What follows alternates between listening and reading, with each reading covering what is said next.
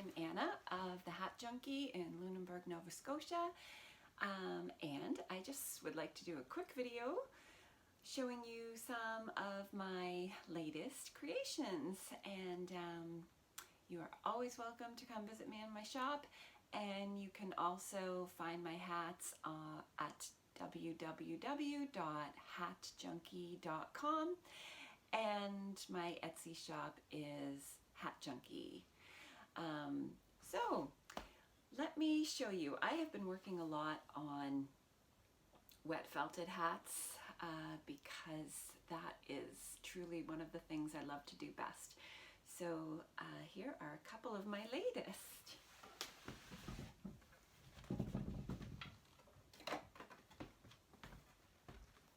I'll show you a close-up.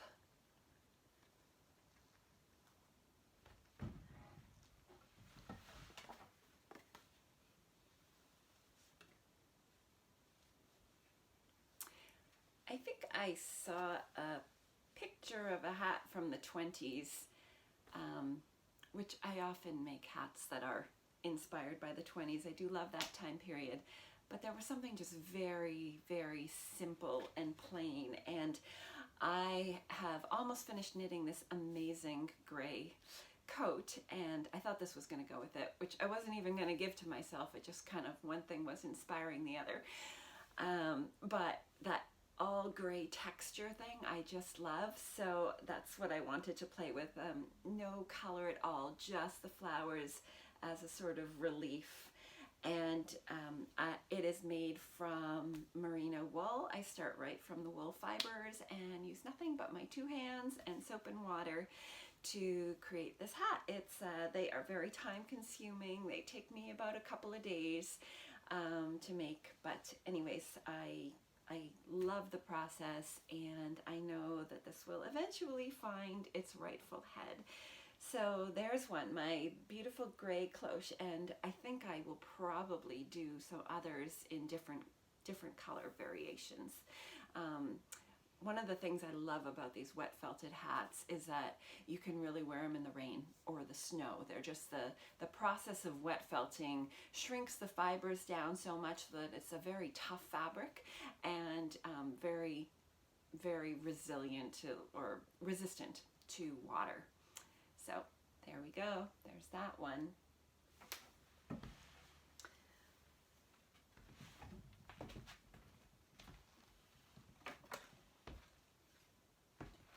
Next up is my pink fedora, which I think I made after working with gray. I actually really do love colors. This just, I needed to do something incredibly colorful as like a counterbalance to gray.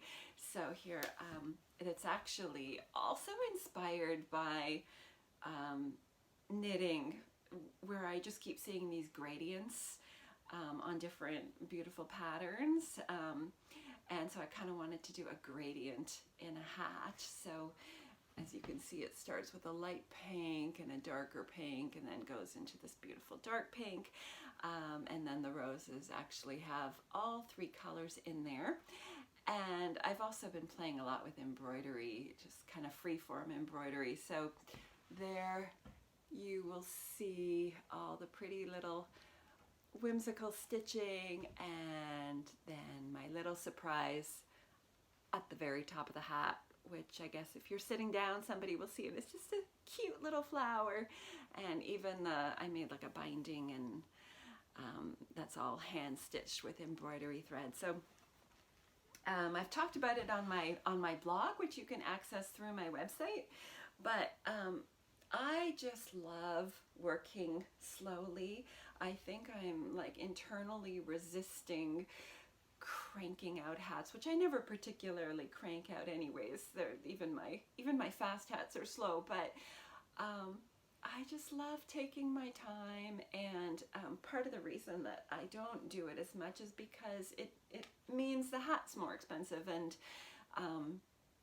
but I'm a little bit letting that go these days, because I feel like, well, you know, maybe we just we don't need as much in our life, and we can just you know, save up and buy one beautiful thing as opposed to many beautiful things, and treasure that beautiful thing for a long time. I know that that's what I do, and I would never call myself anywhere near wealthy, kind of on the opposite end of the scale.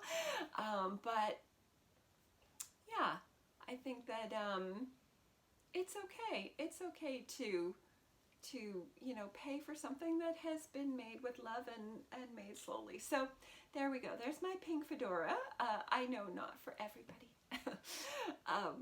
But I know that there's some pink lover out there that's just gonna gravitate to this one. So it's always fun when I do get to meet the woman, whether it's online or whether it's in person in my shop, who ends up with a hat, because it's just like I feel like it's always just meant to be when the two meet up. So there's that one. Back on my pretty mannequin. Okay. Also in the world of very slow. I've also talked about this on my blog. I think one of the most important things as designers and as consumers that we need to be doing and supporting is just using up what's already out there in the world, on the earth. So this hat is made completely of recycled denim. You can see the pocket, and I did line it with fleece. I have so much fleece from over the years, and the best thing to do with it is use it up, and I know that it is still a very appealing fiber, but it's warm and I have it, so I'm going to use it. So yeah, it's got tons of freeform stitching on it, and then the flowers are a combination of, some are handmade by me and some are vintage, which I've had some lovely women just gift me beautiful vintage millinery flowers. Always open if anybody needs to send me millinery flowers. Yeah. And I'll show you, because I was concerned, well, if you have a hat like this, you know, what happens when every once in a while you need to wash it? I think of everything, don't worry. It's on Velcro.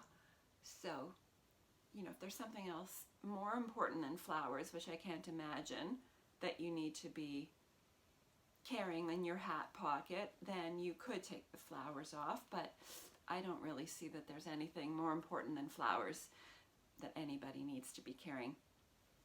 And also, you can read on my blog, there's a little bit of a feminist history going on with the pocket on the hat. I listened to a wonderful podcast, which is also linked on my blog, about the history of pockets, and it was fascinating. And who knew, like at one point women, the pockets were in the interior of the clothing, and they were very beautiful decorative things.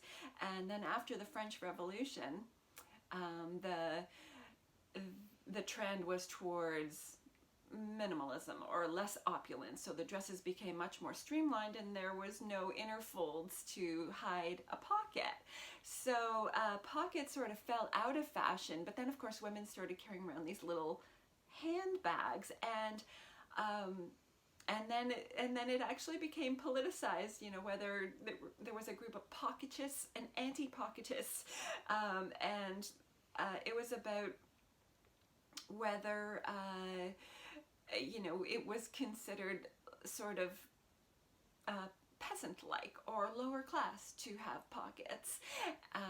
So men's clothing continued to have pockets, and women's pockets got smaller and smaller, and even to this day, like, women's jeans are often sewn with these tiny useless pockets, and I never really gave that much thought, but some of these trends just continue on. Nobody really thinks about why we're making clothing that way. So anyways, this is my Pockets for All hat, and it fits a slightly larger than average head size. I'd say 23 and a half.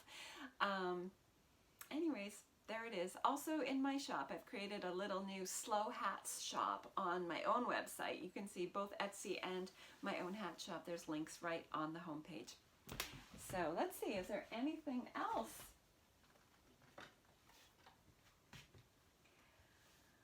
Okay, this one is actually a work in progress. I mean, it is made, but I'm not ready to sell it yet because I need to make a few and figure out pricing and all that. But I've had berets on my mind a lot these days, but I personally can't seem to make hats in the winter that don't cover the ears. For me, I think it's because I live in a cold climate. I just need a hat to be able to do that.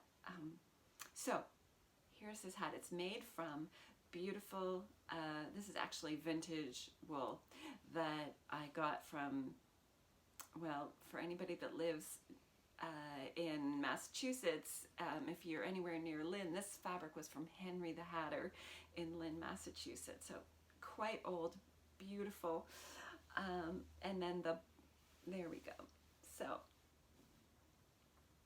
it's kind of designed so that you would actually pull down, you know, one side or to the back. Here, come a little closer.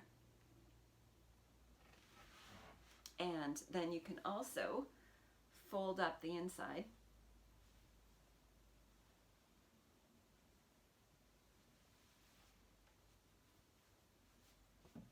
And wear it like that. Oh, there you go.